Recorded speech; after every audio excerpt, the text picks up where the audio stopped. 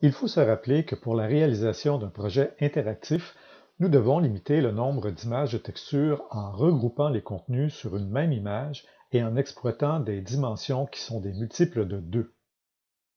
Ce matin, j'ai expérimenté une autre façon d'éviter l'apparition des subdivisions sur une surface lorsqu'on exploite des répétitions de motifs dans Unity et lorsque ce mur recule par rapport au champ de vision. J'ai simplement isolé le motif sur une image séparée qui respecte le principe des résolutions en multiples de 2.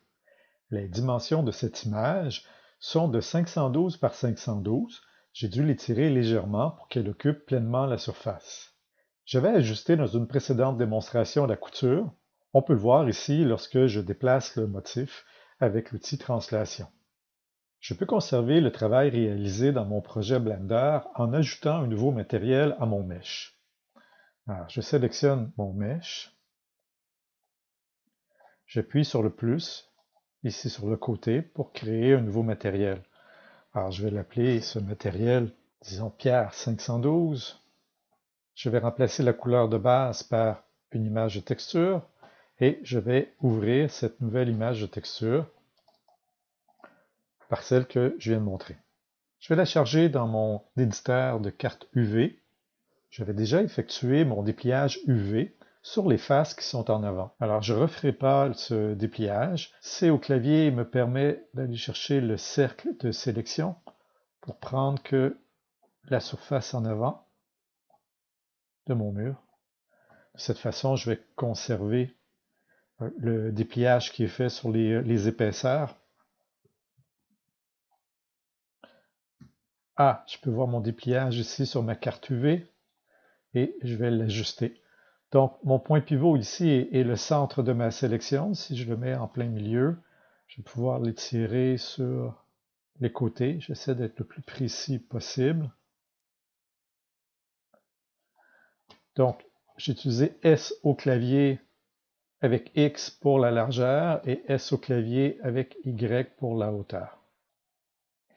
Alors, je peux m'approcher pour vérifier la précision de mon travail. Alors, cette fois, ce qui va arriver, c'est que si Unity ne garde pas le registre de la position de mon dépliage UV, il va aller chercher en débordant sur le côté gauche. Donc, pour le droit, il va répéter le côté gauche. Alors, de cette façon, le joint ne sera pas visible. Il est important de ne pas oublier, une fois que j'ai créé mon nouveau matériel, je suis en mode édition, je vais assigner à ce nouveau matériel les faces sélectionnées. Alt-A désélectionne, je peux vérifier que cette partie ici de mon mur, quelles faces sont associées à mon matériel que j'appelle mur démo 1. Alors si je fais sélectionner, je peux voir que c'est les surfaces ici qui représentent les épaisseurs. Alt-A, je désélectionne. Je sélectionne mon autre matériel et maintenant, si je fais sélectionner, ça me confirme que le devant est associé au deuxième matériel. Donc, c'est important en mode édition de faire assigner avec le matériel.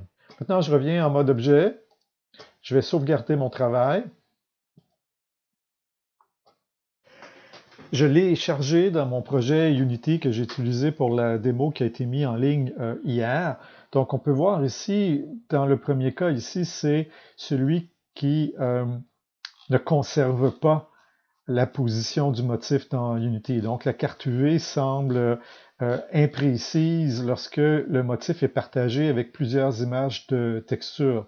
Dans le deuxième cas, c'est la solution que j'ai présentée dans la précédente démo, c'est-à-dire que j'ai entré davantage à l'intérieur. Donc, je me trouve à avoir recadré dans mon motif le dépliage UV. Alors, ici, j'ai rien qui apparaît.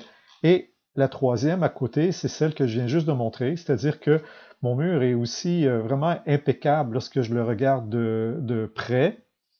Et cette partie qui utilise la texture séparée, qui est 512 par 512, il n'y a aucune ligne qui va apparaître. Alors, dans ce dernier mur, si on regarde l'inspecteur avec Unity, je dois avoir deux matériaux différents pour être apte à utiliser deux textures différentes sur un même mesh. Un matériel qui se trouve à être ma texture 512 et un autre matériel qui se trouve à être une image de texture qui est partagée avec différentes composantes. Donc cette texture-là est en développement. Peu à peu, je vais remplir tous les espaces normalement en développant mon projet.